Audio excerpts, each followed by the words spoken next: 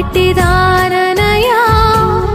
నన్నింతగా హెచ్చించుటకు నేనెంతటి దాననయా నాపై కృప చూపుటకు నా దోషము భరించి నా పాపము క్షమించి